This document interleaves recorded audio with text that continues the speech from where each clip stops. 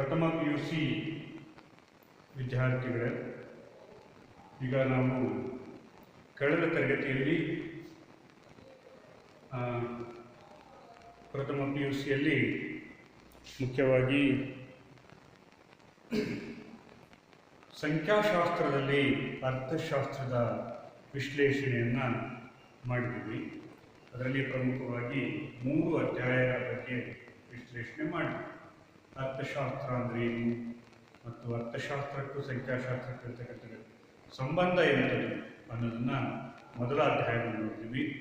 ಹಾಗೆಯೇ ಎರಡನೇ ಅಧ್ಯಾಯದಲ್ಲಿ ದತ್ತಾಂಶಗಳನ್ನು ಅಂದರೆ ಈ ಮಾಹಿತಿಗಳನ್ನು ಹೇಗೆ ಸಂಗ್ರಹಿಸುತ್ತದೆ ಅಂತಕ್ಕಂಥದ್ದನ್ನು ಪ್ರಾಥಮಿಕ ದತ್ತಾಂಶ, ಮಾಧ್ಯಮಿಕ ದತ್ತಾಂಶ, ಹಾಗೆಯೇ ಈ ಜನಗಣತಿ ಮತ್ತು ಮಾದರಿ ಸಮೀಕ್ಷೆ ಇವೆಲ್ಲ ಎರಡನೇ ಅಧ್ಯಾಯದಲ್ಲಿ ನೋಡ್ತೀವಿ. ಮೂರನೇ ಅಧ್ಯಾಯದಲ್ಲಿ ದತ್ತಾಂಶಗಳ ಸಂಘಟನೆ, ಆರ್ಗನೈಸೇಷನ್ಸ್ ಆಫ್ ಡಾಟಾ ಅಂತ ಹೇಳಿ ಮೂರನೇ ಅಧ್ಯಾಯವನ್ನು ವಿಶ್ಲೇಷಣೆ ಮಾಡಿ, ಈಗ ಅದು ಪಾರ್ಟ್ ಎ ಭಾಗದಲ್ಲಿ ಬರ್ತಕ್ಕಂತಹ ವಿಷಯ ವಸ್ತು. ಈಗ ನಮಗೆ ಪಾರ್ಟ್ ಬಿ ಭಾಗದಲ್ಲಿ ಎರಡನೇ ಭಾಗದಲ್ಲಿ ಬರ್ತಕ್ಕಂತಹ ವಿಷಯ ವಸ್ತು ಭಾರತದ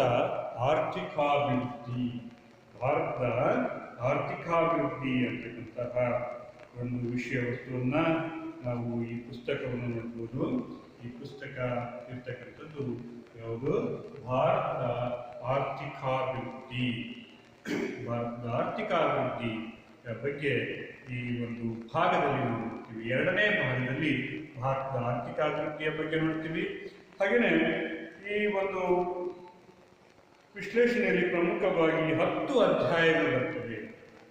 ಈ ಭಾರತದ ಆರ್ಥಿಕಾಭಿವೃದ್ಧಿಯಲ್ಲಿ ಒಟ್ಟು 10 ಅಧ್ಯಾಯಗಳು ಬರ್ತವೆ. ನಿಮ್ಮ ಪುಸ್ತಕ ಈ ರೀತಿ ಇರುತ್ತೆ, ನೀವು ಅದನ್ನು ಮಾರ್ಕೆಟಲ್ಲಿ ನೀವು ಕೊಂಡ್ಕೊಳ್ಬೋದು. ಅನಂತರ ಈ ವಿಷಯ ಭಾರತದ ಆರ್ಥಿಕಾಭಿವೃದ್ಧಿಯಲ್ಲಿ ನಮಗೆ ಮುಖ್ಯವಾಗಿ ಭಾರತದ ಸ್ವತಂತ್ರ ಪೂರ್ವದಲ್ಲಿ ಭಾರತದ ಆರ್ಥಿಕ ಸ್ಥಿತಿಗತಿಗಳು ಹೇಗಿದ್ದವು, ಸ್ವತಂತ್ರ ನಂತರದಲ್ಲಿ ಆರ್ಥಿಕ ಸ್ಥಿತಿಗತಿಗಳು, ಆಮೇಲೆ ಮೂರನೇ ಅಧ್ಯಾಯದಲ್ಲಿ 1991ರ ಒಂದು ಆರ್ಥಿಕ ಸುಧಾರಣೆಗಳನ್ನು ನೋಡ್ತೀವಿ. ಆನಂತರ 4ನೇ ಅಧ್ಯಾಯದಲ್ಲಿ ಭಾರತದ ಬಡತನದ ಸ್ಥಿತಿಗತಿಗಳ ಬಗ್ಗೆ ವಿಶ್ಲೇಷಣೆ ಮಾಡ್ತೀವಿ. ಆನಂತರ ಮಾನವ ಬಂಡವಾಳವನ್ನು ಕುರಿತು ಅಧ್ಯಯನ ಮಾಡ್ತೀವಿ. ಹೀಗೆ ಭಾರತದ ಒಂದು ಅಭಿವೃದ್ಧಿಯ ಒಂದು ವಿಚಾರವನ್ನು ನಾವು ನೋಡ್ತಾ ಹೋಗ್ತೀವಿ.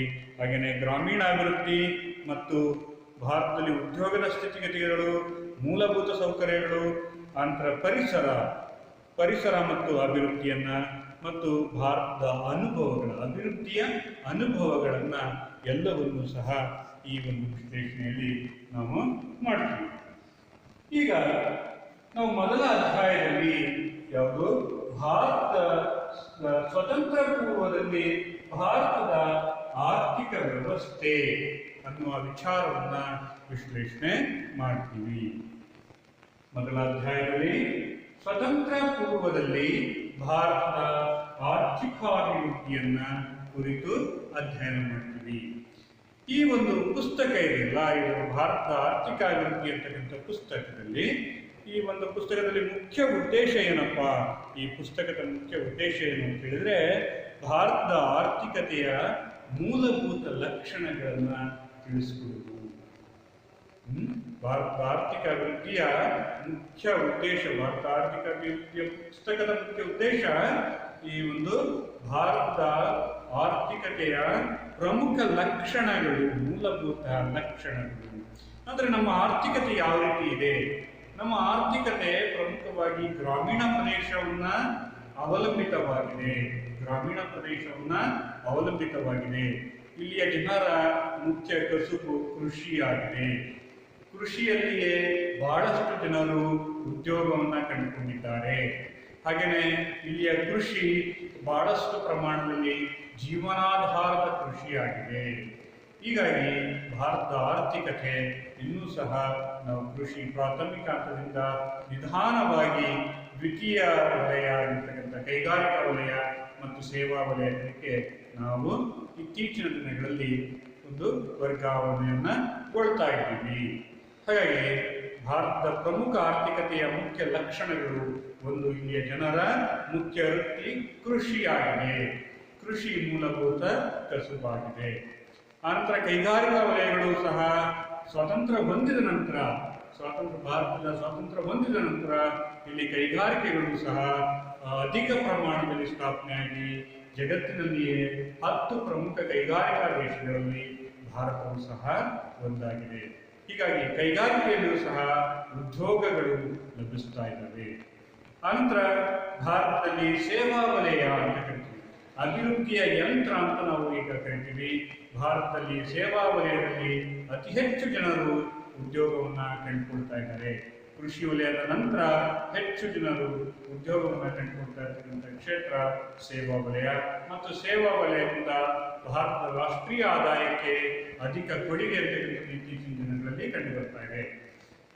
ಸ್ವಾತಂತ್ರ್ಯದ ನಂತರದಲ್ಲಿ ಭಾರತದಲ್ಲಿ ಅತಿ ಹೆಚ್ಚು ಆದಾಯದ ಮೂಲ ಕೃಷಿಯಿಂದ ಬರ್ತಾ ಇತ್ತು, ಆನಂತರ ಕೈಗಾರಿಕೆಯಿಂದ ಬರ್ತಾ ಇತ್ತು. ಈಗ ಭಾರತದಲ್ಲಿ ಅತಿ ಹೆಚ್ಚು ಆದಾಯದ ಮೂಲ ಸೇವಾ ವಲಯದಲ್ಲಿ ಕಂಡು ಬರ್ತಾ ಇದೆ. ಈ ಎಲ್ಲ ಸಮಗ್ರ ವಿಶ್ಲೇಷಣೆಯನ್ನ ನಾವು ತಿಳ್ಕೊಳ್ಬೇಕು ಅಂತ ಹೇಳಿದ್ರೆ ಈ ಒಂದು ಪುಸ್ತಕವನ್ನ, ಭಾರತದ ಆರ್ಥಿಕ ಅಭಿವೃದ್ಧಿಯನ್ನ ನಾವು ಅಧ್ಯಯನ ಮಾಡಬೇಕಾಗುತ್ತದೆ. ಆನಂತರ ಸ್ವಾತಂತ್ರ್ಯ ನಂತರದಲ್ಲಿ ಅಭಿವೃದ್ಧಿಯ ಸ್ವರೂಪವನ್ನ ಪರಿಚಯಿಸುವುದು. ಇದರ ಈ ಒಂದು ಅಧ್ಯಾಯದಲ್ಲಿ ಈ ವರ್ಷದ ವಿಶ್ಲೇಷಣೆಯಲ್ಲಿ ನಾವು ಭಾರತದ ಅಭಿವೃದ್ಧಿಯ ಸ್ವರೂಪ, ಹೇಗೆ ಭಾರತದ ಅಭಿವೃದ್ಧಿ ಹೊಂದುತ್ತಾ ಬಂದಿದೆ, ಅದರ ಅನುಭವಗಳೇನು, ಸ್ವತಂತ್ರ ಪೂರ್ವದಲ್ಲಿ ಭಾರತದ ಸ್ಥಿತಿಗತಿಗಳು ಹೇಗಿತ್ತು, ವಸಾಹತುಶಾಹಿ ಆಡಳಿತದಲ್ಲಿ ಭಾರತದ ಅಭಿವೃದ್ಧಿಯ ಗತಿ ಯಾವ ರೀತಿ ಇತ್ತು, ಮತ್ತು ಸ್ವತಂತ್ರ ನಂತರದ ದಿನಗಳಲ್ಲಿ ಭಾರತದ ಅಭಿವೃದ್ಧಿಯ ಅನುಭವಗಳು, ಮತ್ತು 1991ರ ನಂತರ ಆರ್ಥಿಕ ಸುಧಾರಣೆಗಳನ್ನು ಜಾರಿಗೆ ತಂದ ನಂತರ ಭಾರತ ಅಭಿವೃದ್ಧಿಯ ಒಂದು ವಿಶ್ಲೇಷಣೆಯನ್ನ ನಾವು ಮಾಡ್ತೀವಿ. ಹಾಗೆಯೇ ಇಲ್ಲಿ ಈ ಪರಿಸರಕ್ಕೆ ಸುಸ್ಥಿರ ಅಭಿವೃದ್ಧಿಗೆ ಇತ್ತೀಚಿನ ದಿನಗಳಲ್ಲಿ ಭಾರತ ಹೆಚ್ಚು ಒಲವನ್ನ ಕೊಡ್ತಾ ಇರೋದನ್ನು ನೋಡಬಹುದು. ಅಂದ್ರೆ ಪರಿಸರವನ್ನ ರಕ್ಷಣೆ ಮಾಡಿಕೊಳ್ತಾ ನಾವು ಅಭಿವೃದ್ಧಿಯನ್ನ ಸಾಗಬೇಕಾಗಿದೆ. ಇದನ್ನು ನಾವು ಸುಸ್ಥಿರ ಅಭಿವೃದ್ಧಿಯ ಪರಿಕಲ್ಪನೆಯಲ್ಲಿ ವಿಶ್ಲೇಷಣೆ ಮಾಡ್ತೀವಿ. ಇದು ಭಾರತದ ಒಂದು ಅಭಿವೃದ್ಧಿಯ ಒಂದು ಸ್ವರೂಪವನ್ನ ನಾವು ಕಂಡುಕೊಳ್ಬಹುದು. ಅನಂತರ ಭಾರತದ ಅರ್ಥವ್ಯವಸ್ಥೆಯಲ್ಲಿ ಅನೇಕ ಒಂದು ಘಟನೆಗಳು ನಡೆದುಕೊಂಡಿದ್ದಾವೆ. ಆ ಘಟನೆಗಳನ್ನ ನಾವು ನೆನಪು ಮಾಡಿಕೊಳ್ಬೇಕಾಗುತ್ತೆ. ಯಾಕೆಂತ ಹೇಳಿದ್ರೆ ನಮಗೆ ಇತಿಹಾಸವನ್ನು ತಿಳ್ಕೊಂಡ್ರೆ ಮಾತ್ರ ನಾವು ಮುಂದಿನ ಅಭಿವೃದ್ಧಿಯ ದಿಕ್ಕನ್ನು ನಿರ್ಧರಿಸೋದಕ್ಕೆ ಸಾಧ್ಯ ಆಗುತ್ತೆ. ಹಾಗಾಗಿ ನಮ್ಮ ಅಭಿವೃದ್ಧಿಯ ಹಿಂದಿನ ಘಟನಾವಳಿಗಳ ಬಗ್ಗೆ ನಾವು ತಿಳ್ಕೊಳ್ಬೇಕು. ಯಾಕೆ ಇಲ್ಲಿ ಮುಖ್ಯವಾಗಿ ನಾವು ಬ್ರಿಟಿಷರ ಆಡಳಿತಕ್ಕೆ ಒಳಪಟ್ಟ ಸಂದರ್ಭದಲ್ಲಿ ಅಥವಾ ವಸಾಹತು ಆಡಳಿತಕ್ಕೆ ಒಳಗಾಗಿರ್ತಕ್ಕಂಥ ಸಂದರ್ಭದಲ್ಲಿ ಭಾರತದ ಅಭಿವೃದ್ಧಿಯ ವೇಗ ಏನಾಯಿತು, ಕುಂಠಿತವಾಯಿತು. ಮತ್ತು ಅದಕ್ಕಿಂತ ಬ್ರಿಟಿಷರು ಭಾರತಕ್ಕೆ ಬರೋದಕ್ಕಿಂತ ಮುಂಚೆ ಭಾರತದ ಅಭಿವೃದ್ಧಿ ಸಮೃದ್ಧಿಯಾಗಿತ್ತು. ಭಾರತದ ಸಂಪತ್ತು ಸಮೃದ್ಧಿಯನ್ನು ಹೊಂದಿತ್ತು.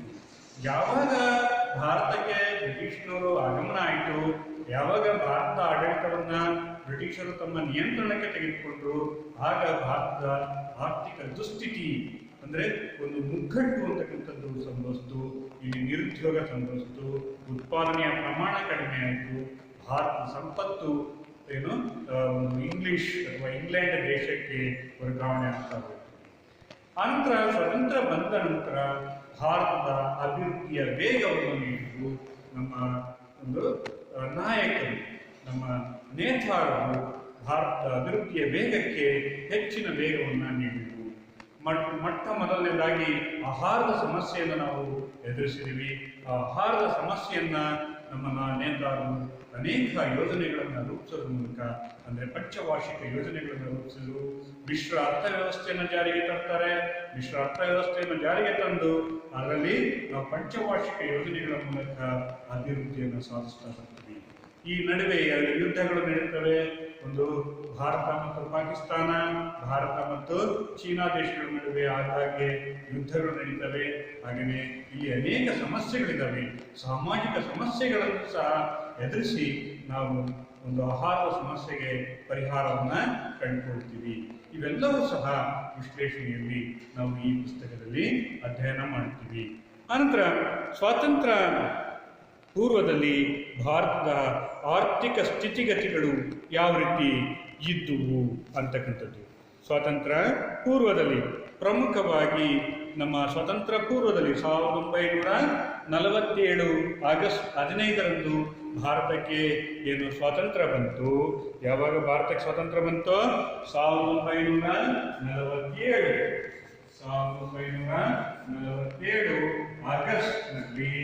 ಆಗಸ್ಟ್ 15ರಂದು ಭಾರತಕ್ಕೆ ಸ್ವಾತಂತ್ರ್ಯವನ್ನು ಬಂತು. ಸ್ವಾತಂತ್ರ್ಯ ಗಳಿಸಿದ ನಂತರ ಭಾರತದ ಅಭಿವೃದ್ಧಿಯ ವೇಗವನ್ನು ಕಂಡುಕೊಳ್ತದೆ. ಅದಕ್ಕಿಂತ ಮೊದಲು ಅಂದರೆ 1947 ಆಗಸ್ಟ್ 15ಕ್ಕಿಂತ ಮೊದಲು ಸ್ವಾತಂತ್ರ್ಯದ ಪೂರ್ವದಲ್ಲಿ ಭಾರತದ ಆರ್ಥಿಕ ಸ್ಥಿತಿಗತಿಗಳು ಹೇಗಿದ್ದವು ಅನ್ನೋದನ್ನು ನಾವು ಸ್ವಲ್ಪ ವಿಶ್ಲೇಷಣೆಯನ್ನು ಈಗ ಪ್ರಾರಂಭ ಮಾಡೋಣ. ಭಾರತದ ಸ್ವತಂತ್ರ ಪೂರ್ವದಲ್ಲಿ ಭಾರತ ಬ್ರಿಟಿಷರ ಆಳ್ವಿಕೆಗೆ ಒಳಪಟ್ಟಿತ್ತು. ಬ್ರಿಟಿಷರ ಆಳ್ವಿಕೆಗೆ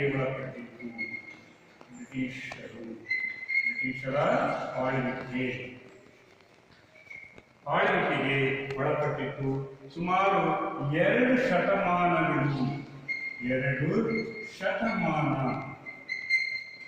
ಶತಮಾನಗಳ ಕಾಲ ಭಾರತವನ್ನು ಬ್ರಿಟಿಷರು ಆಡಳಿತವನ್ನು ನಡೆಸ್ತಾರೆ.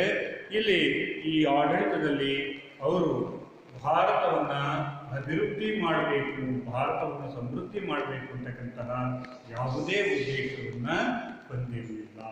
ಇದು ಸ್ವತಂತ್ರ ಪೂರ್ವದಲ್ಲಿದ್ದಂತಹ ಭಾರತದ ಸ್ಥಿತಿಯಾಗಿತ್ತು. ಅಂದರೆ ನಮ್ಮ ದೇಶದ ಆಡಳಿತವನ್ನು ಬೇರೊಂದು ದೇಶದ ಪ್ರಜೆಗಳು ಇಲ್ಲಿ ಆಡಳಿತವನ್ನು ನಡೆಸ್ತಾ ಇದ್ರು. ಯಾವ ದೇಶದವರು? ಇಂಗ್ಲೆಂಡ್ ದೇಶದವರು. ಅವರನ್ನು ನಾವೇನು ಕರಿತೀವಿ? ಬ್ರಿಟಿಷರು ಅಂತಲೂ ಸಹ ಕರಿತೀವಿ. ಈ ಬ್ರಿಟಿಷರ ಆಡಳಿತಕ್ಕೆ ಭಾರತ ಒಳಪಟ್ಟಿತ್ತು. ಯಾವಾಗ? 1947ಕ್ಕಿಂತ ಮುಂಚೆ. ಅವರು ಎಷ್ಟು ವರ್ಷಗಳ ಕಾಲ ಆಡಳಿತ ನಡೆಸ್ತಾರೆ? 2.5 ಶತಮಾನಗಳ ಕಾಲ ಭಾರತವನ್ನು ಆಡಳಿತಕ್ಕೆ ಒಳಪಡಿಸಿಕೊಳ್ತಾರೆ. ಹಾಗೆಯೇ ಅವರ ಆಡಳಿತದ ಮುಖ್ಯ ಉದ್ದೇಶ ಏನಾಗಿತ್ತು ಅಂತ ಹೇಳಿದ್ರೆ, ಭಾರತದಿಂದ ಕಚ್ಚಾ ವಸ್ತುಗಳನ್ನು ರಫ್ತು ಮಾಡುವುದು. ಆಡಳಿತದ ಮುಖ್ಯ ಉದ್ದೇಶ ಭಾರತದ ಕಚ್ಚಾ ವಸ್ತುಗಳ ರಫ್ತು ಮಾಡುವುದು. ಬ್ರಿಟಿಷರ ಆಡಳಿತದ ಮುಖ್ಯ ಉದ್ದೇಶ ಯಾವ ವಸ್ತುಗಳನ್ನು ರಫ್ತು ಮಾಡಬೇಕಾಗಿತ್ತು? ಅವರು ಭಾರತದಲ್ಲಿ ಸಿಗ್ತಕ್ಕಂತಹ ಕಚ್ಚಾ ವಸ್ತುಗಳು ಅಂತ ಹೇಳಿದ್ರೆ, ಭಾರತದಲ್ಲಿ ಉತ್ಪಾದನೆ ಆಗ್ತಕ್ಕಂಥ ಹತ್ತಿಯನ್ನ ರಫ್ತು ಮಾಡಬೇಕು, ಭಾರತದಲ್ಲಿ ಉತ್ಪಾದನೆ ಆಗಿರ್ತಕ್ಕಂಥ ರೇಷ್ಮೆಯನ್ನು ರಫ್ತು ಮಾಡ್ತಾ ಇದ್ರು, ಭಾರತದಲ್ಲಿ ಸಿಗ್ತಕ್ಕಂತಹ ಖನಿಜ ಸಂಪನ್ಮೂಲಗಳು, ಪ್ರಮುಖವಾಗಿ ಕಬ್ಬಿಣದ ಅದಿರು, ಅಲ್ಯೂಮಿನಿಯಂ ಇಂಥ ವಸ್ತುಗಳು. ಹೀಗೆ ಭಾರತದಲ್ಲಿ ಸಿಗ್ತಕ್ಕಂಥ ಎಲ್ಲ ಕಚ್ಚಾ ವಸ್ತುಗಳನ್ನು ಬ್ರಿಟಿಷರು ತಮ್ಮ ದೇಶಕ್ಕೆ ಇಲ್ಲಿಂದ ರಫ್ತು ಮಾಡ್ತಾ ಇದ್ರು. ಯಾಕೆ ರಫ್ತು ಮಾಡ್ತಾ ಇದ್ರು ಅಂತ ಹೇಳಿದ್ರೆ, ಬ್ರಿಟಿಷ್ನಲ್ಲಿ ಅಂದರೆ ಇಂಗ್ಲೆಂಡಿನಲ್ಲಿ ಆ ಸಂದರ್ಭದಲ್ಲಿ ಕೈಗಾರಿಕಾ ಕ್ರಾಂತಿ ಅಂತಕ್ಕಂಥದ್ದು ಸಂಭವಿಸಿತ್ತು. ಈ ಕೈಗಾರಿಕಾ ಕ್ರಾಂತಿಯನ್ನು ಸಂಭವಿಸಿದ ನಂತರ ಬ್ರಿಟಿಷ್ನಲ್ಲಿ ದೊಡ್ಡ ದೊಡ್ಡ ಕೈಗಾರಿಕೆಗಳು ಸ್ಥಾಪನೆ ಆಗ್ತವೆ. ಆ ಸ್ಥಾಪನೆ ಆಗಿರ್ತಕ್ಕಂಥ ಕೈಗಾರಿಕೆಗಳಿಗೆ ಕಚ್ಚಾ ವಸ್ತುಗಳು ಬೇಕಾಗ್ತವೆ. ಆ ಕಚ್ಚಾ ವಸ್ತುಗಳನ್ನು ಭಾರತದಿಂದ ರಫ್ತು ಮಾಡಬೇಕು, ಭಾರತದಿಂದ ತೆಗೆದುಕೊಳ್ಬೇಕು. ಈ ವಸ್ತುಗಳಿಗೆ ಯಾವುದೇ ಬೆಲೆಯನ್ನು ಪಾವತಿಸಿದ್ರೆ ಅಥವಾ ಕಡಿಮೆ ಬೆಲೆಯಲ್ಲಿ ಈ ವಸ್ತುಗಳನ್ನು ಕಚ್ಚಾ ವಸ್ತುಗಳನ್ನು ತೆಗೆದುಕೊಂಡು ಹೋಗಬೇಕು. ಅಲ್ಲಿ ಕೈಗಾರಿಕೆಗಳಲ್ಲಿ ಅಂದರೆ ಇಂಗ್ಲೆಂಡ್ ದೇಶದಲ್ಲಿ ಇರ್ತಕ್ಕಂಥ ಕೈಗಾರಿಕೆಗಳಲ್ಲಿ ಆ ಕಚ್ಚಾ ವಸ್ತುಗಳನ್ನು ಸಿದ್ಧ ವಸ್ತುಗಳನ್ನಾಗಿ ಮಾಡಿ ಮತ್ತೆ ಭಾರತಕ್ಕೆ ತಂದು ಅದನ್ನು ಮಾರಾಟ ಮಾಡೋದು. ಇದು ಅವರ ಮುಖ್ಯ ಉದ್ದೇಶ. ಅಂದರೆ ಕಡಿಮೆ ಬೆಲೆಗೆ ಕಚ್ಚಾ ವಸ್ತುಗಳನ್ನು ಭಾರತದಿಂದ ತೆಗೆದುಕೊಂಡು ಹೋಗೋದು, ಅಲ್ಲಿ ಸಿದ್ಧ ವಸ್ತುಗಳನ್ನಾಗಿ ಉತ್ಪಾದನೆ ಮಾಡೋದು, ಆ ಉತ್ಪಾದನೆ ಮಾಡಿರ್ತಕ್ಕಂಥ ಸಿದ್ಧ ವಸ್ತುಗಳನ್ನ ಭಾರತಕ್ಕೆ ಏನು ಮಾಡೋದು? ಆಮದು ಮಾಡ್ತಕ್ಕಂಥದ್ದು. ಭಾರತಕ್ಕೆ ಆಮದು ಮಾಡ್ತಾ ಇದ್ರು. ಅಂದರೆ ಬ್ರಿಟಿಷ್ನಿಂದ ಭಾರತಕ್ಕೆ ಕಳಿಸಿ ಕೊಡ್ತಾ ಇದ್ರು. ಮತ್ತು ಭಾರತ ಆ ವಸ್ತುಗಳನ್ನೇ ಕೊಂಡ್ಕೊಳ್ಬೇಕು ಅಂತಕ್ಕಂಥ ಷರತ್ತನ್ನು ಬ್ರಿಟಿಷ್ನರು ವಿಧಿಸ್ತಾ ಇದ್ರು. ಅನಂತರ ಈ ಕೈಗಾರಿಕೆಗಳಿಗೆ ಪ್ರಮುಖವಾಗಿರ್ತಕ್ಕಂತಹ ಕಚ್ಚಾ ವಸ್ತುಗಳನ್ನು ಪೂರೈಸ್ತಾ ಇದ್ರು. ಹಾಗಾಗಿಯೇ ಬ್ರಿಟಿಷ್ನವರು ಆಗಿನ ಒಬ್ಬ ವೈಸ್ರಾಯ್ ಆಗಿರ್ತಕ್ಕಂಥ 1894ರಲ್ಲಿ ಒಬ್ಬ ವೈಸ್ರಾಯ್ ಇರ್ತಾನೆ, ವಿಕ್ಟರ್ ಅಲೆಕ್ಸಾಂಡರ್ ರೋಸೋ ಅಂತಕ್ಕಂತಹ ಒಬ್ಬ ವ್ಯಕ್ತಿ ಹೇಳ್ತಾನೆ, ಭಾರತದ ಸಂಪತ್ತನ್ನು ಹೇಗೆ ಅವನು ವರ್ಣನೆ ಮಾಡ್ತಾನೆ ಅಂತ ಹೇಳಿದ್ರೆ, ಭಾರತ ನಮ್ಮ ಸಾಮ್ರಾಜ್ಯದ ಶಿಖರ ಅಂತ ಕರೀತಾನೆ. ಭಾರತ ನಮ್ಮ ಸಾಮ್ರಾಜ್ಯದ ಶಿಖರ. ಈ ಭಾರತದಲ್ಲಿ ಏನು ನಮ್ಮ ಬ್ರಿಟಿಷ್ನರು ಹೇಳ್ತಾರೆ, ಅವನು ವೈಸ್ರಾಯ್, ಭಾರತ ನಮ್ಮ ಸಾಮ್ರಾಜ್ಯದ ಶಿಖರ. ನಮ್ಮ ಚಕ್ರಾಧಿಪತ್ಯ ಯಾವುದೇ ಭಾಗವನ್ನು ಕಳೆದುಕೊಂಡರೂ ನಾವು ಬದುಕುತ್ತೇವೆ, ಆದರೆ ನಾವು ಭಾರತವನ್ನು ಕಳೆದುಕೊಂಡರೆ ನಮ್ಮ ಸಾಮ್ರಾಜ್ಯದ ಸೂರ್ಯ ಅಸ್ತಂಗತವಾಗುತ್ತದೆ ಅಂತ ಹೇಳ್ತಾರೆ. ಯಾರು ಹೇಳ್ತಕ್ಕಂಥವ್ರು? Victor Alexander ರೋಸೋ. ಅವನು 1894ರಲ್ಲಿ ಭಾರತದ ವೈಸ್ರಾಯ್ ಹೇಳ್ತಾನೆ. ಏನಂತ ಹೇಳ್ತಾನೆ? ಭಾರತ ನಮ್ಮ ಸಾಮ್ರಾಜ್ಯದ ಶಿಖರ. ನಮ್ಮ ಸಾಮ್ರಾಜ್ಯದ ಯಾವುದಾದರೂ ಒಂದು ಭಾಗವನ್ನು ಕಳೆದುಕೊಂಡರೂ ನಾವು ಬದುಕುತ್ತೇವೆ. ಆದರೆ ಭಾರತವನ್ನು ಕಳೆದುಕೊಂಡರೆ ನಮ್ಮ ಸಾಮ್ರಾಜ್ಯದ ಸೂರ್ಯ ಅಸ್ತಂಗತವಾಗುತ್ತದೆ ಅಂತಕ್ಕಂಥ ಮಾತನ್ನು ಹೇಳ್ತಾನೆ. ಅಂದರೆ ಅರ್ಥ ಏನು ಅಂತ ಹೇಳಿದ್ರೆ, ಭಾರತದಲ್ಲಿ ಸಂಪತ್ತು ಅಂತಕ್ಕಂಥದ್ದು ಸಾಕಷ್ಟು ಪ್ರಮಾಣದಲ್ಲಿತ್ತು. ಇಲ್ಲಿ ಸಂಪತ್ತು ಅಂದರೆ ಏನು? ಸಂಪತ್ತು ಅಂತ ಹೇಳಿದ್ರೆ ಭಾರತದಲ್ಲಿ ಸಿಗ್ತಕ್ಕಂಥ ಖನಿಜ ಸಂಪನ್ಮೂಲಗಳು, ಭಾರತದಲ್ಲಿ ಉತ್ಪಾದನೆ ಆಗಿರ್ತಕ್ಕಂಥ ಹತ್ತಿ, ಭಾರತದಲ್ಲಿ ಉತ್ಪಾದನೆ ಆಗಿರ್ತಕ್ಕಂಥ ರೇಷ್ಮೆ, ಅನೇಕ ಸಾಂಬಾರ ಪದಾರ್ಥಗಳು, ವೈವಿಧ್ಯಮಯವಾಗಿರ್ತಕ್ಕಂಥ ಸಾಂಬಾರ ಪದಾರ್ಥಗಳು, ಇವೆಲ್ಲವೂ ಉತ್ಪಾದನೆ ಆಗ್ತಾ ಇರ್ತಕ್ಕಂಥದ್ದು ಭಾರತದಲ್ಲಿ. ಈ ವಸ್ತುಗಳ ಪ್ರಪಂಚದ ಯಾವ ದೇಶಗಳಲ್ಲಿಯೂ ಸಹ ಇಷ್ಟೊಂದು ಸಮೃದ್ಧಿಯಾಗಿರ್ತಕ್ಕಂತಹ ವಸ್ತುಗಳು ದೊರೀತಾ ಇರಲಿಲ್ಲ. ಹಾಗಾಗಿ ಭಾರತವನ್ನು ಒಂದು ಸಂಪದ್ಭರಿತ ರಾಷ್ಟ್ರ ಆಗಿತ್ತು. ಆ ರಾಷ್ಟ್ರದಿಂದ ನಮ್ಮ ಭಾರತದಿಂದ ಅವರೇನು ಮಾಡ್ತಾ ಇದ್ರು, ಎಲ್ಲ ಕಚ್ಚಾ ಸಂಪನ್ಮೂಲಗಳನ್ನು ತೆಗೆದುಕೊಂಡು ಹೋಗಿ ಅಲ್ಲಿ ಸಿದ್ಧ ವಸ್ತುಗಳನ್ನಾಗಿ ಪರಿವರ್ತನೆ ಮಾಡಿ ಭಾರತಕ್ಕೆ ತಂದು ಆ ವಸ್ತುಗಳನ್ನು ಏನು ಮಾಡ್ತಾ ಇದ್ರು, ಮಾರಾಟ ಮಾಡ್ತಾ ಇದ್ರು.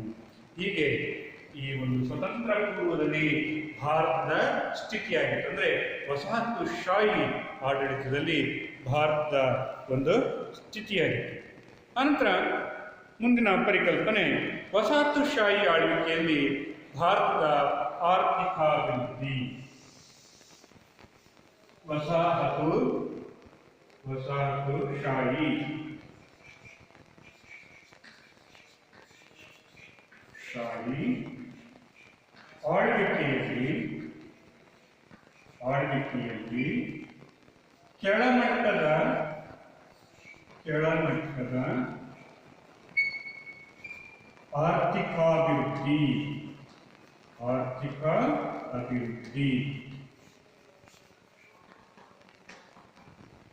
ಆರ್ಥಿಕಾಭಿವೃದ್ಧಿ ಇದು ವಸಾಹತುಶಾಹಿ ಅಂತ ಹೇಳಿದ್ರೆ ಬ್ರಿಟಿಷರ ಆಡಳಿತಕ್ಕೆ ಒಳಪಟ್ಟಂತಹ ಸಂದರ್ಭದಲ್ಲಿ ನಾವು ಆಡಳಿತಕ್ಕೆ ಒಳಪಟ್ಟಂತಹ ದೇಶಗಳನ್ನು ವಸಾಹತು ರಾಷ್ಟ್ರಗಳು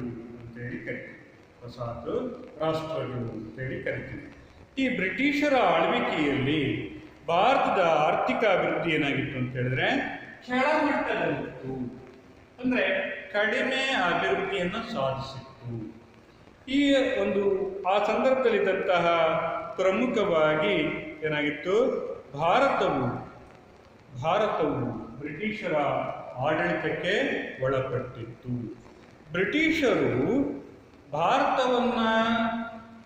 ಭಾರತದ ಆಡಳಿತಕ್ಕೆ ಒಳಪಡಿಸುವ ಮೊದಲು ಭಾರತದ ಸ್ಥಿತಿ ಹೇಗಿತ್ತು ಅಂತ ಹೇಳಿದ್ರೆ, ನಾವು ಮೊದಲು ಭಾರತದ ಸ್ಥಿತಿ ಹೇಗಿತ್ತು ಅಂತ ತಿಳ್ಕೊಳ್ಳೋಣ.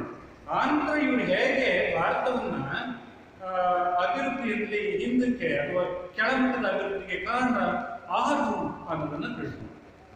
ಬ್ರಿಟಿಷ್ನವರು ಬರೋಕ್ಕಿಂತ ಮೊದಲು ಭಾರತದ ಸ್ಥಿತಿಯನ್ನು ತಿಳ್ಕೊಂಡ್ರೆ, ಬ್ರಿಟಿಷ್ನವರು ಬಂದು ನಮ್ಮ ದೇಶವನ್ನು ಯಾವ ಮಟ್ಟಕ್ಕೆ ಅಂದರೆ ಕೆಳಮಟ್ಟದಲ್ಲಿ ಅಭಿವೃದ್ಧಿ ಆಗೋದಕ್ಕೆ ಅವರು ಹೇಗೆ ಕಾರಣರಾಗ್ತಾರೆ ಅನ್ನೋದನ್ನ ತಿಳ್ಕೊಳ್ಳೋದಕ್ಕೆ ನಮಗೆ ಸಹಾಯ ಆಗುತ್ತೆ. ಹಾಗಾಗಿ ಇಲ್ಲಿ ಬ್ರಿಟಿಷ್ನವರು ಭಾರತಕ್ಕೆ ಬರೋದಕ್ಕಿಂತ ಮುಂಚೆ ಭಾರತ ಒಂದು ಸಮೃದ್ಧ ರಾಷ್ಟ್ರ ಆಗಿತ್ತು. ಭಾರತ ಒಂದು ಸಮೃದ್ಧ ರಾಷ್ಟ್ರ ಆಗಿತ್ತು, ಒಂದು ಸ್ವತಂತ್ರ ಆರ್ಥಿಕತೆಯನ್ನು ಹೊಂದಿತ್ತು. ಇಲ್ಲಿ ಸಾಕಷ್ಟು ರಾಜ ಮಹಾರಾಜರಿದ್ದು, ಸುಮಾರು ಬ್ರಿಟಿಷ್ನವರು ಬರೋಕ್ಕಿಂತ ಮೊದಲು ಅನೇಕ ಪ್ರಾಂತ್ಯಗಳಿದ್ದವು. ಈ ಪ್ರಾಂತ್ಯಗಳು ಸ್ವತಂತ್ರವಾಗಿರ್ತಕ್ಕಂಥ ತಮ್ಮದೇ ಆಗಿರ್ತಕ್ಕಂಥ ಆಡಳಿತವನ್ನು ಹೊಂದಿದ್ದವು. ಹಾಗಾಗಿ ಸ್ವತಂತ್ರವಾಗಿರ್ತಕ್ಕಂಥ ಆರ್ಥಿಕತೆಯನ್ನು ಹೊಂದಿದ್ದವು. ಆನಂತರ ಇಲ್ಲಿ ಬ್ರಿಟಿಷ್ನವರು ಬರೋಕ್ಕಿಂತ ಮೊದಲು ಭಾರತ ಒಂದು ಕೃಷಿ ಪ್ರಧಾನ ರಾಷ್ಟ್ರ ಆಗಿತ್ತು. ಬ್ರಿಟಿಷರು ಭಾರತಕ್ಕೆ ಬರೋದಕ್ಕಿಂತ ಮೊದಲು ಭಾರತ ಒಂದು ಕೃಷಿ ಪ್ರಧಾನ ರಾಷ್ಟ್ರ ಆಗಿತ್ತು. ಅಂತ ಹೇಳಿದ್ರೆ ಇಲ್ಲಿಯ ಕೃಷಿ ಜೀವನಾಧಾರದ ಕೃಷಿ ಆಗಿತ್ತು. ಜೀವನಾಧಾರ ಅಂತ ಹೇಳಿದ್ರೆ ಬದುಕೋದಕ್ಕೆ ಅವರು ಕಂಡುಕೊಂಡಂತಹ ಉದ್ಯೋಗ ಯಾವುದು ಅಂತ ಹೇಳಿದ್ರೆ ಕೃಷಿಯಾಗಿತ್ತು. ಅವರಿಗೆ ಬೇಕಾಗಿರ್ತಕ್ಕಂಥ ಆಹಾರ ಪದಾರ್ಥಗಳನ್ನ ಕೃಷಿಯಿಂದಲೇ ಉತ್ಪಾದನೆ ಮಾಡ್ಕೊಳ್ತಾ ಇದ್ರು ಮತ್ತು ವ್ಯವಹಾರಕ್ಕಾಗಿ ಕೃಷಿಯನ್ನೇ ಪ್ರಮುಖವಾಗಿ ನಂಬಿ ಜೀವನವನ್ನ ನಡೆಸ್ತಾ ಇದ್ರು. ಹಾಗಾಗಿ ಇಲ್ಲಿ ಬ್ರಿಟಿಷರು ಭಾರತಕ್ಕೆ ಬರೋದಕ್ಕಿಂತ ಮೊದಲು ಭಾರತ ಒಂದು ಕೃಷಿ ಪ್ರಧಾನ ರಾಷ್ಟ್ರ ಆಗಿತ್ತು. ಆನಂತರ ಭಾರತದ ವೈವಿಧ್ಯಮಯವಾಗಿರ್ತಕ್ಕಂತಹ ತಯಾರಿಕಾ ಸರಕುಗಳನ್ನು ಉತ್ಪಾದನೆ ಮಾಡ್ತಾ ಇತ್ತು. ಬಹಳ ಇಂಪಾರ್ಟೆಂಟ್, ಬಹಳ ಮುಖ್ಯವಾಗಿರ್ತಕ್ಕಂಥದ್ದು. ಬ್ರಿಟಿಷರು ಭಾರತಕ್ಕೆ ಬರೋದಕ್ಕಿಂತ ಮೊದಲು ಭಾರತದಲ್ಲಿ ತಯಾರಿಕಾ ಸರಕುಗಳನ್ನು ಉತ್ಪಾದನೆ ಮಾಡ್ತಾ ಇದ್ವಿ. ನಾವು ಎಷ್ಟು ಕೃಷಿಯನ್ನು ಅವಲಂಬಿಸಿದ್ದೀವೋ ಅದೇ ಪ್ರಮಾಣದಲ್ಲಿ ಕೈಗಾರಿಕಾ ವಸ್ತುಗಳನ್ನು ಸಹ ಉತ್ಪಾದನೆ ಮಾಡ್ತಾ ಇದ್ದೀವಿ. ಅಂದ್ರೆ ಹತ್ತಿಯನ್ನು ತೆಗೆದುಕೊಂಡು ಹತ್ತಿ ಬಟ್ಟೆಯನ್ನು ಉತ್ಪಾದನೆ ಮಾಡ್ತಾ ಇದ್ದೀವಿ. ಹಾಗೆಯೇ ರೇಷ್ಮೆ ಬಟ್ಟೆಯನ್ನು ಉತ್ಪಾದನೆ ಮಾಡ್ತಾ ಇದ್ವಿ. ಹಾಗೆಯೇ ಮಸ್ಲಿನ್ ಬಟ್ಟೆಗಳನ್ನು ಉತ್ಪಾದನೆ ಮಾಡ್ತಾ ಇದ್ವಿ. ಅದೇ ರೀತಿ ಲೋಹಗಳ ತಯಾರಿಕೆಯಲ್ಲಿ ಭಾರತ ಸಾಕಷ್ಟು ಪ್ರಗತಿಯನ್ನು ಸಾಧಿಸಿತ್ತು. ಕರಕುಶಲ ಕೈಗಾರಿಕೆಗಳಲ್ಲಿ ಭಾರತ ಸಾಕಷ್ಟು ಪ್ರಗತಿಯನ್ನು ಸಹ ಸಾಧಿಸಿತ್ತು. ಹೀಗೆ ಭಾರತ ಅನೇಕ ವೈವಿಧ್ಯಮಯವಾಗಿರ್ತಕ್ಕಂಥ ತಯಾರಿಕಾ ಸರಕುಗಳನ್ನು ಉತ್ಪಾದನೆ ಮಾಡಿ ವಿದೇಶಗಳಿಗೆ ರಫ್ತು ಮಾಡ್ತಾ ಇತ್ತು. ಇಲ್ಲಿಯ ಕಚ್ಚಾ ವಸ್ತುಗಳನ್ನು ಬಳಸಿಕೊಂಡು ಭಾರತದಲ್ಲಿಯೇ ಸಿದ್ಧ ವಸ್ತುಗಳನ್ನಾಗಿ ಪರಿವರ್ತನೆ ಮಾಡಿ ಅವುಗಳನ್ನು ಬ್ರಿಟಿಷಿಗೆ ಅಥವಾ ವಿಶ್ವದ ಬೇರೆ ಬೇರೆ ರಾಷ್ಟ್ರಗಳಿಗೆ, ಬರೀ ಇಂಗ್ಲೆಂಡ್ ದೇಶಕ್ಕೆ ಒಂದಕ್ಕೆ ಅಲ್ಲ, ಬಹುತೇಕ ಭಾರತ ಎಲ್ಲ ರಾಷ್ಟ್ರಗಳಿಗೂ, ಇರಾಕ್ ಇರ್ಬೋದು, ಫ್ರಾನ್ಸ್ ದೇಶ, ಹೀಗೆ ಭಾರತ ಎಲ್ಲ ರಾಷ್ಟ್ರಗಳಿಗೂ ಸಹ ರಫ್ತನ್ನ ಮಾಡ್ತಾ ಇತ್ತು. ಇದರಿಂದ ಭಾರತ ಏನಾಗಿತ್ತು, ಸಾಕಷ್ಟು ಸಮೃದ್ಧಿಯನ್ನು ಪಡೆದಿತ್ತು. ಇಂತಹ ಸಮೃದ್ಧಿಯನ್ನು ಹೊಂದಿರತಕ್ಕಂಥ ರಾಷ್ಟ್ರಕ್ಕೆ ಬ್ರಿಟಿಷರ ಆಗಮನದ ನಂತರ, ಅಂದ್ರೆ ಭಾರತ ವಸಾಹತುಶಾಹಿ ಆಡಳಿತಕ್ಕೆ ಒಳಪಟ್ಟ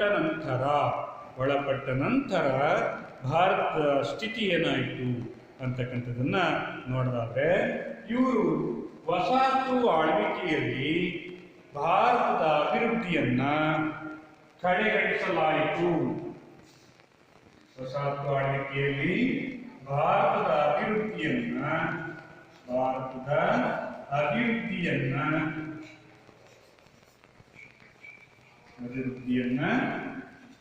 ಕಡೆಗಣಿಸಿತು.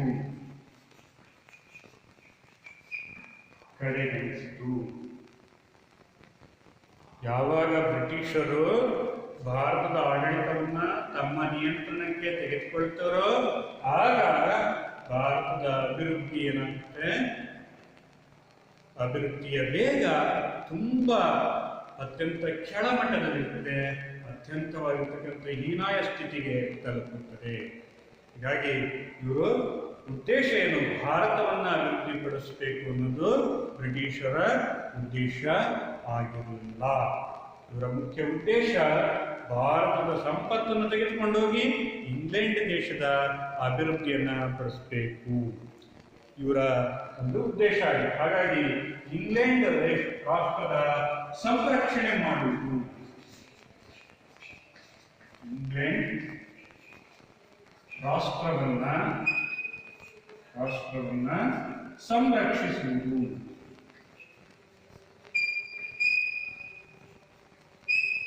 ಭಾರತವನ್ನು ಅಭಿವೃದ್ಧಿಪಡಿಸೋದು ಬ್ರಿಟಿಷರ ಮುಖ್ಯ ಉದ್ದೇಶ ಆಗಿರಲಿಲ್ಲ. ಅವರ ಮುಖ್ಯ ಉದ್ದೇಶ ಏನಾಗಿತ್ತು? ಇಂಗ್ಲೆಂಡ್ ದೇಶವನ್ನ ಸಂರಕ್ಷಣೆ ಮಾಡೋದು ಇವರ ಮುಖ್ಯ ಉದ್ದೇಶ ಆಗಿತ್ತು. ಇಂಗ್ಲೆಂಡ್ ದೇಶವನ್ನ ಹೇಗೆ ಸಂರಕ್ಷಣೆ ಮಾಡ್ತಾ ಇದ್ರು ಅಂತ ಹೇಳಿದ್ರೆ, ಭಾರತದಲ್ಲಿ ಸಿಗ್ತಕ್ಕಂಥ ಕಚ್ಚಾ ವಸ್ತುಗಳನ್ನ ಕಡಿಮೆ ಬೆಲೆಯಲ್ಲಿ ಕೊಂಡುಕೊಂಡು ಇಂಗ್ಲೆಂಡ್ ದೇಶಕ್ಕೆ ತೆಗೆದುಕೊಂಡು ಹೋಗಿ ಅಲ್ಲಿ ಸಿದ್ಧ ವಸ್ತುಗಳನ್ನಾಗಿ ಪರಿವರ್ತನೆ ಮಾಡಿ ಆ ಸಿದ್ಧ ವಸ್ತುಗಳನ್ನ ಭಾರತಕ್ಕೆ ತಂದು ಭಾರತದಲ್ಲಿ ಮಾರಾಟ ಮಾಡೋದು, ಅಧಿಕ ಬೆಲೆಗೆ ಆ ವಸ್ತುಗಳನ್ನ ಮಾರಾಟ ಮಾಡ್ತಕ್ಕಂಥದ್ದು ಇವರ ಮುಖ್ಯ ಉದ್ದೇಶ ಆಗಿತ್ತು. ಹಾಗಾಗಿ ಇದರಿಂದ ಇಂಗ್ಲೆಂಡ್ ದೇಶವನ್ನ ಸಂರಕ್ಷಣೆ ಮಾಡ್ತಕ್ಕಂಥದ್ದು ಇವರ ಮುಖ್ಯ ಉದ್ದೇಶ ಆಗಿತ್ತು. ಆನಂತರ ಭಾರತ ಕಚ್ಚಾ ವಸ್ತುಗಳನ್ನ ಪೂರೈಸುವ ರಾಷ್ಟ್ರವನ್ನಾಗಿತ್ತು. ಭಾರತ ಕಚ್ಚಾ ವಸ್ತುವನ್ನ ಪೂರೈಸುವ ದೇಶವಾಯಿತು.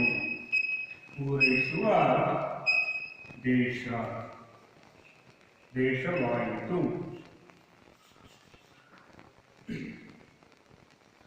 ಭಾರತದಲ್ಲಿ ಸಿಗ್ತಕ್ಕಂತಹ ಕಚ್ಚಾ ವಸ್ತುಗಳು, ಭಾರತದಲ್ಲಿ ದೊರೆತಕ್ಕಂತಹ ಕಚ್ಚಾ ವಸ್ತುಗಳನ್ನ ಇವರೇ ಮಾಡ್ತಾ ಇದ್ರು, ತೆಗೆದುಕೊಂಡು ಹೋಗ್ತಾ ಇದ್ರು.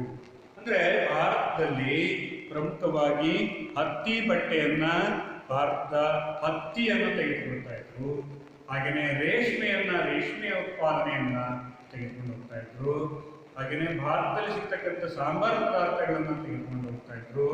ಹಾಗೆಯೇ ಭಾರತದಲ್ಲಿ ಸಿಗ್ತಕ್ಕಂಥ ಕಚ್ಚಾ ವಸ್ತುಗಳಾಗಿರ್ತಕ್ಕಂತಹ ಲೋಹದ ಗಣಿಗಳನ್ನು ತೆಗೆದುಕೊಂಡು ಹೋಗ್ತಾ ಇದ್ರು. ಅಂದ್ರೆ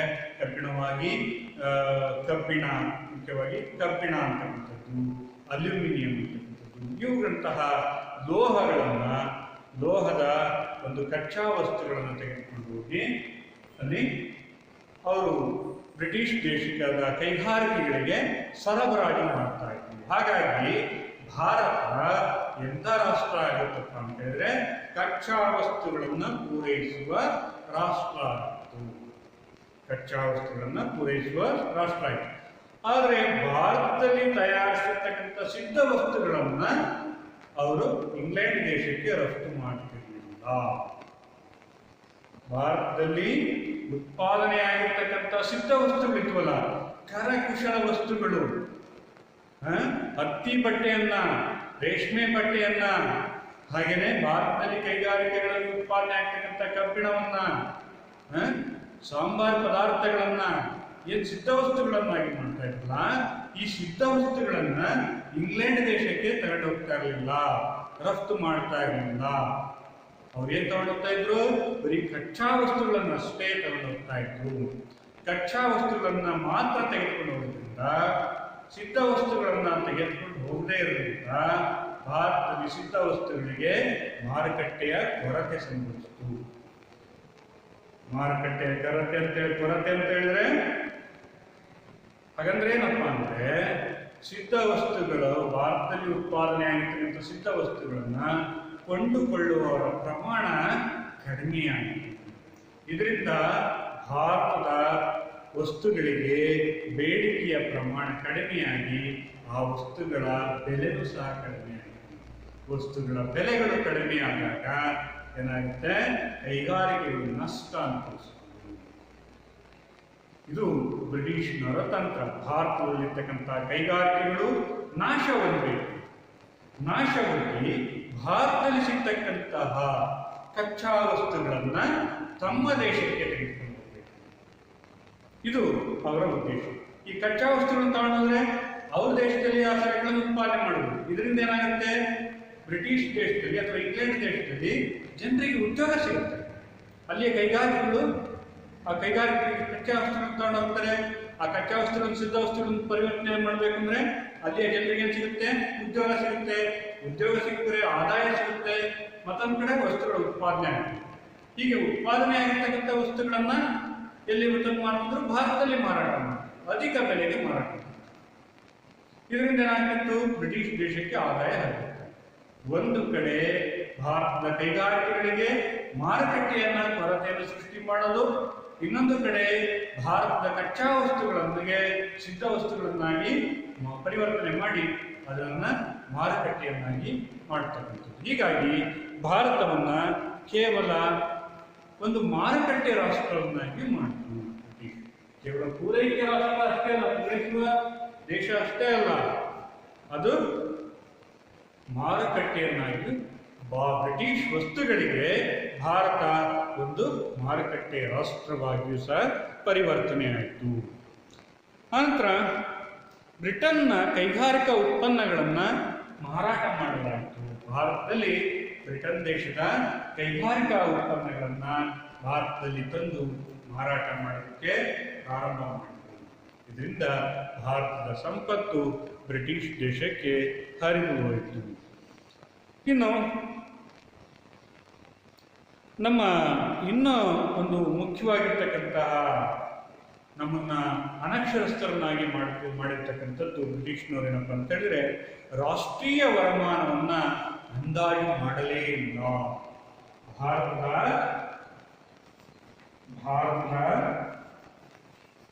ರಾಷ್ಟ್ರೀಯ ವರಮಾನವನ್ನ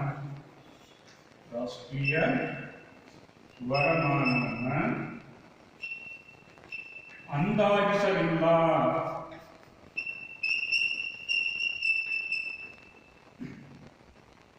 ಭಾರತದ ರಾಷ್ಟ್ರೀಯ ವರಮಾನವನ್ನ ಅಂದಾಜಿಸಲಿಲ್ಲ. ಇದು ನಮಗೆ ತುಂಬಾ ನಷ್ಟವನ್ನು ಉಂಟು ಮಾಡುತ್ತೆ. ಯಾಕೆಂದ್ರೆ ಪ್ರತಿ ವರ್ಷ ಭಾರತದ ರಾಷ್ಟ್ರೀಯ ಆದಾಯವನ್ನು ಅಂದಾಜು ಮಾಡಿದ್ರೆ ಭಾರತ ರಾಷ್ಟ್ರದ ಅಭಿವೃದ್ಧಿ ಆಗ್ತಾ ಇದೆಯೋ ಅಥವಾ ಇಲ್ಲವೋ ಅನ್ನುವ ಚಿತ್ರಣ ಭಾರತದ ಜನರಿಗೆ ಬರ್ತಾ ಇತ್ತು. ಈ ವರ್ಷ ಇಷ್ಟು ಉತ್ಪಾದನೆ ಮಾಡಿದ್ವಿ, ಭಾರತ ಇಷ್ಟು ಮೌಲ್ಯದ ಸರಕುಗಳನ್ನು ಉತ್ಪಾದನೆ ಮಾಡಿತು ಅಂತಕ್ಕಂಥ, ಎಷ್ಟು ಮೌಲ್ಯದ ಸರಕುಗಳನ್ನು ಉತ್ಪಾದನೆ ಮಾಡಿತು ಅನ್ನುವ ಒಂದು ಸ್ಪಷ್ಟ ಮಾಹಿತಿಯನ್ನ ಬ್ರಿಟಿಷ್ನವರು ಭಾರತದ ಜನರಿಗೆ ತಲುಪಿಸಲೇ ಇಲ್ಲ. ಯಾಕೆ ಅಂತ ಹೇಳಿದ್ರೆ ಭಾರತ ವರ್ಷದಿಂದ ವರ್ಷಕ್ಕೆ ಏನಾಗ್ತಾ ಇತ್ತು, ಅಭಿವೃದ್ಧಿಯಲ್ಲಿ ಹಿಂದೆ ಸರಿತಾ ಇತ್ತು. ರಾಷ್ಟ್ರದ ಉತ್ಪಾದನೆ ಕಡಿಮೆ ಆಗ್ತಾ ಇತ್ತು, ರಾಷ್ಟ್ರೀಯ ಆದಾಯ ಕಡಿಮೆ ಆಗ್ತಾ ಇತ್ತು, ಮತ್ತು ದೇಶದ ಸಂಪತ್ತು ಎಲ್ಲಿ ಹರಿದಾಗ್ತಾ ಇತ್ತು, ಇಂಗ್ಲೆಂಡ್ ದೇಶಕ್ಕೆ ಹರಿದು ಹೋಗ್ತಾ ಇತ್ತು. ಏನಾದರೂ ರಾಷ್ಟ್ರೀಯ ಆದಾಯವನ್ನು ಅಂದಾಜು ಮಾಡಿದ್ರೆ ಈ ಒಂದು ಅಂಶ ಬೆಳಕಿಗೆ ಬರುತ್ತಿತ್ತು. ಹಾಗಾಗಿ ಬ್ರಿಟಿಷ್ನವರು ಈ ಒಂದು ರಾಷ್ಟ್ರೀಯ ಆದಾಯವನ್ನ ಅಂದಾಜು ಮಾಡಲೇ ಇಲ್ಲ. ರಾಷ್ಟ್ರೀಯ ಆದಾಯವನ್ನು ಅಂದಾಜು ಮಾಡತಕ್ಕಂಥ ಮುಖ್ಯ ಉದ್ದೇಶ ಏನಪ್ಪಾ ಅಂತ ಹೇಳಿದ್ರೆ, ಒಂದು ದೇಶದ ಅಭಿವೃದ್ಧಿಯ ಗತಿಯನ್ನು ನಮಗೆ ತೋರಿಸ್ತಾ ಇತ್ತು, ಅಭಿವೃದ್ಧಿಯ ಒಂದು ಮಾರ್ಗವನ್ನು ಸೂಚಿಸ್ತಾ ಇತ್ತು. ಆದರೆ ಆ ಅಭಿವೃದ್ಧಿಯ ಮಾರ್ಗವನ್ನು ಸೂಚಿಸ್ತಕ್ಕಂತಹ ರಾಷ್ಟ್ರೀಯ ಆದಾಯವನ್ನ ಅಂದಾಜು ಮಾಡಲೇ ಇಲ್ಲ. ಆದರೂ ಕೆಲವು ವೈಯಕ್ತಿಕ ಪ್ರಯತ್ನಗಳು ಭಾರತದಲ್ಲಿ ಕಂಡುಬರುತ್ತವೆ. ಕೆಲವು ಭಾರತೀಯ ವಿದ್ವಾಂಸರು ಭಾರತದ ರಾಷ್ಟ್ರೀಯ ಆದಾಯವನ್ನ ತಮ್ಮ ಜ್ಞಾನದಿಂದ ಅವರು ಅಂದಾಜು ಮಾಡ್ತಾ ಬಂದರು. ಅಂತಹ ಪ್ರಮುಖರು ಅಂತ ಹೇಳಿದ್ರೆ ದಾದಾಬಾಯಿ ನವರೋಜಿ, ವಿಲಿಯಂ ದಿಗ್ಬೆ ಮತ್ತು VKR ರಾವ್, RC ದೇಸಾಯಿ ಅಂತಕ್ಕಂತಹ ವಿದ್ವಾಂಸರು ತಮ್ಮದೇ ಆಗಿರ್ತಕ್ಕಂಥ ವೈಯಕ್ತಿಕ ನೆಲೆಗಟ್ಟಿನಲ್ಲಿ ಭಾರತದ ರಾಷ್ಟ್ರೀಯ ಆದಾಯವನ್ನು ಅಂದಾಜು ಮಾಡಿದರು. ಅದರಲ್ಲಿ ಪ್ರಮುಖವಾಗಿ ಈ ಅಂದಾಜು ಮಾಡಿದ ನಂತರ ದಾದಾಬಾಯಿ ನವರೋಜಿ ಅವರು ಸ್ಪಷ್ಟವಾಗಿ ಭಾರತದ ಜನತೆಗೆ ಹೇಳ್ತಾರೆ, ಬ್ರಿಟಿಷ್ನವರು ಭಾರತದ ಸಂಪತ್ತನ್ನ ಏನ್ ಮಾಡ್ತಾ ಇದ್ದಾರೆ, ದೋಚ್ತಾ ಇದ್ದಾರೆ, ತೆಗೆದುಕೊಂಡು ಹೋಗ್ತಾ ಇದ್ದಾರೆ. ಬ್ರಿಟಿಷ್ನವರು ಭಾರತ ಸಂಪತ್ತನ್ನ ಇಂಗ್ಲೆಂಡ್ ದೇಶಕ್ಕೆ ತೆಗೆದುಕೊಂಡು ಹೋಗ್ತಾ ಇದ್ದಾರೆ. ಇದರಿಂದ ಭಾರತದ ಸಂಪತ್ತು ಎಲ್ಲಿಗೆ ಹರಿದು ಹೋಗ್ತಾ ಇದೆ? ಬ್ರಿಟಿಷ್ ದೇಶಕ್ಕೆ ಹರಿದು ಹೋಗ್ತಾ ಇರೋದ್ರಿಂದ ಭಾರತೀಯರು ವರ್ಷದಿಂದ ವರ್ಷಕ್ಕೆ ಬಡತನದ ಪ್ರಮಾಣ ಹೆಚ್ಚಾಗ್ತಾ ಇದೆ ಅನ್ನುವ ಮಾಹಿತಿಯನ್ನ ಯಾರು ಕೊಟ್ಟರು? ದಾದಾಬಾಯಿ ನವರೋಜಿ ಅವರು ಕೊಟ್ಟರು. ಅವರ ಸಿದ್ಧಾಂತ ಡ್ರೈನ್ ಥಿಯರಿ ಅಂತ ಹೇಳ್ತೀವಿ. Drain theory. ಈ ಡ್ರೈನ್ ಥಿಯರಿಯನ್ನ ಮೊದಲು ದಾದಾಬಾಯಿ ನವರೋಜಿ ಅವರು ಭಾರತದ ಜನತೆ ಮುಂದಿಡ್ತಾರೆ. ಆನಂತರ VKRV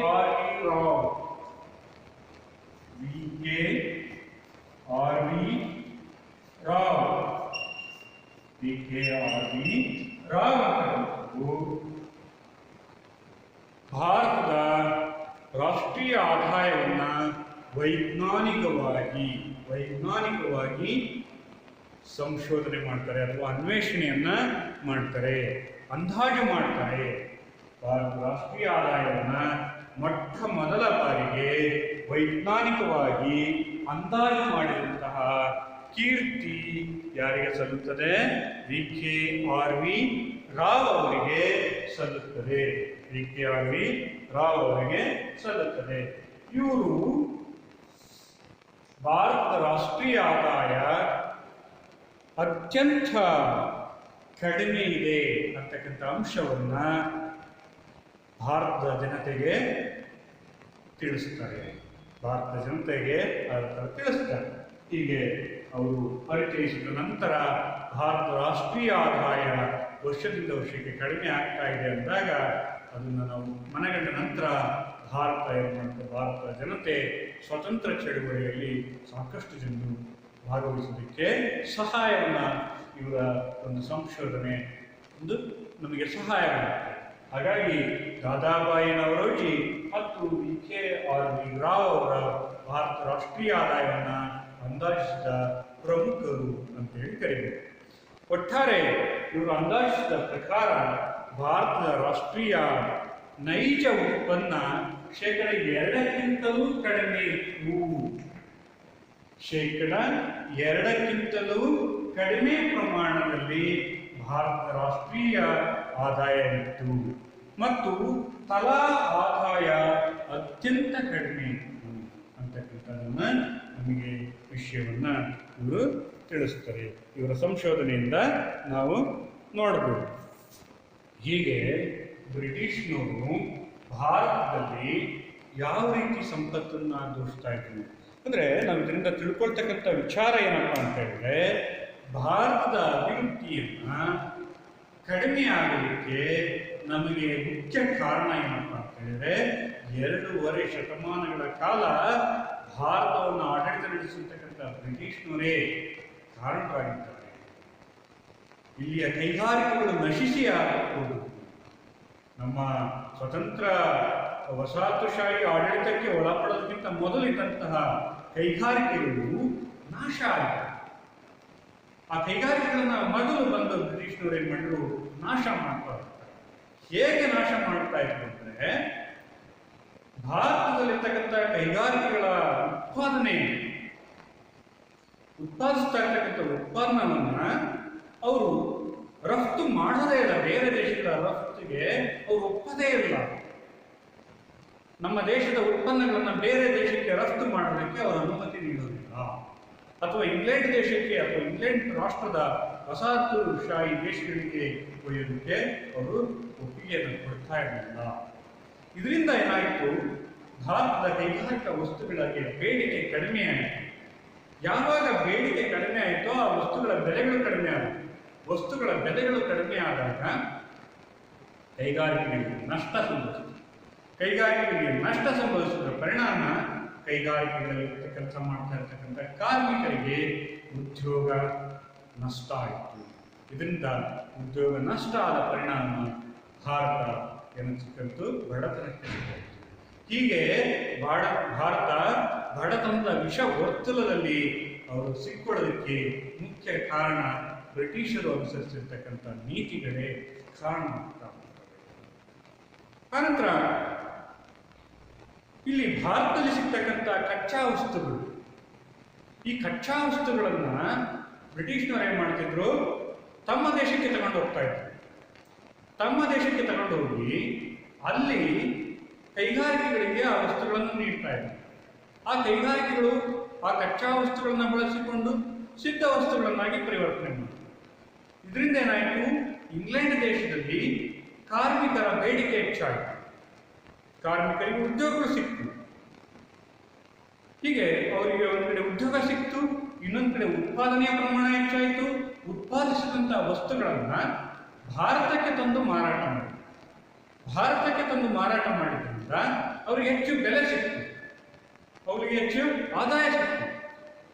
ಹೀಗೆ ಒಂದ್ ಕಡೆ ಭಾರತದ ಕಚ್ಚಾ ಸಂಪತ್ತು ಹರಿದೋದ್ರೆ, ಇನ್ನೊಂದು ಕಡೆ ಸಿದ್ಧ ವಸ್ತುಗಳನ್ನ ಭಾರತಕ್ಕೆ ತಂದು ಮಾರಾಟ ಮಾಡೋದ್ರಿಂದ ಭಾರತದ ಆದಾಯನೂ ಸಹ ಬ್ರಿಟಿಷ್ ದೇಶಕ್ಕೆ ಹರಿದು. ಇದು ಭಾರತದ ಅಭಿವೃದ್ಧಿಯ ವೇಗವನ್ನು ಕುಂಠಿತಗೊಳಿಸೋದಕ್ಕೆ ಮುಖ್ಯ ಕಾರಣವಾಯಿತು ಅಂತಕ್ಕಂಥದ್ದನ್ನ ನಾವು ಇವತ್ತಿನ ವಿಷಯದಲ್ಲಿ ವಿಶ್ಲೇಷಣೆ ಮಾಡಿದ್ದೀವಿ. ಹೀಗೆ ಬ್ರಿಟಿಷರು ಆಡಳಿತದಲ್ಲಿ ಭಾರತದ ಸ್ಥಿತಿಗತಿ. ಇವತ್ತಿನ ವಿಷಯ ಏನು, ಒಂದು ಭಾರತದ ಆರ್ಥಿಕಾಭಿವೃದ್ಧಿಯ ಪುಸ್ತಕದ ಮೂಲ ಉದ್ದೇಶವನ್ನು ನಾವು ತಿಳ್ಕೊಂಡಿದ್ದೀವಿ. ಮೂಲ ಉದ್ದೇಶ ಏನು, ಭಾರತದ ಆರ್ಥಿಕತೆಯ ಪ್ರಮುಖ ಲಕ್ಷಣಗಳನ್ನು ನಾವು ತಿಳ್ಕೊಳ್ಳೋದು, ಮೂಲಭೂತ ಲಕ್ಷಣಗಳನ್ನು ತಿಳ್ಕೊಳ್ಳೋದು. ಆನಂತರ ಸ್ವತಂತ್ರ ನಂತರದಲ್ಲಿ ಅಭಿವೃದ್ಧಿಯ ಸ್ವರೂಪವನ್ನು ತಿಳ್ಕೊಳ್ಳೋದು. ಹಾಗೆಯೇ ಆರ್ಥಿಕ ಅಭಿವೃದ್ಧಿಯ ಒಂದು ಗತಕಾಲದ ಘಟನೆಗಳನ್ನು ನಾವು ನೆನಪನ್ನು ಮಾಡಿಕೊಳ್ಳೋದು. ಭಾರತದ ಆರ್ಥಿಕ ಅಭಿವೃದ್ಧಿಯ ಹೇಗೆ ಅಭಿವೃದ್ಧಿಯನ್ನು ಸಾಧಿಸಿ ಬಂದಿದೆ ಅನ್ನೋದನ್ನು ನೆನಪು ಮಾಡಿಕೊಳ್ಳೋದು ಈ ಒಂದು ಪುಸ್ತಕದ ಮುಖ್ಯ ಉದ್ದೇಶ ಆಗಿರುತ್ತೆ. ಹಾಗೆಯೇ ಇವತ್ತಿನ ಪರಿಚಯದ ಒಂದು ಪರಿಕಲ್ಪನೆಯಲ್ಲಿ ಸ್ವತಂತ್ರ ಪೂರ್ವದಲ್ಲಿ ಬರೋಕ್ಕಿಂತ ಮೊದಲು, ಅಂದರೆ ಬ್ರಿಟಿಷರು ಭಾರತಕ್ಕೆ ಬರೋದಕ್ಕಿಂತ ಮೊದಲು ಭಾರತದ ಸ್ಥಿತಿ ಹೇಗಿತ್ತು, ಬ್ರಿಟಿಷರು ಭಾರತಕ್ಕೆ ಬಂದಾಗ ಭಾರತದ ಸ್ಥಿತಿ ಹೇಗಿತ್ತು ಅನ್ನೋದನ್ನ ಎರಡು ಒಂದು ಸಂಕ್ಷಿಪ್ತವಾಗಿರ್ತಕ್ಕಂತಹ ವಿಶ್ಲೇಷಣೆಯನ್ನು ಮಾಡಿದ್ದೀವಿ. ಮುಂದಿನ ತರಗತಿಯಲ್ಲಿ ಬ್ರಿಟಿಷರ ಆಡಳಿತದಲ್ಲಿ ಕೃಷಿ ವಲಯ, ಕೈಗಾರಿಕಾ ವಲಯ, ವಿದೇಶಿ ವ್ಯಾಪಾರ, ಮೂಲಭೂತ ಸೌಲಭ್ಯಗಳು, ಇವುಗಳ ಬಗ್ಗೆ ವಿಶ್ಲೇಷಣೆಯನ್ನು ನಾವು ಮಾಡಲಿದ್ದೀವಿ.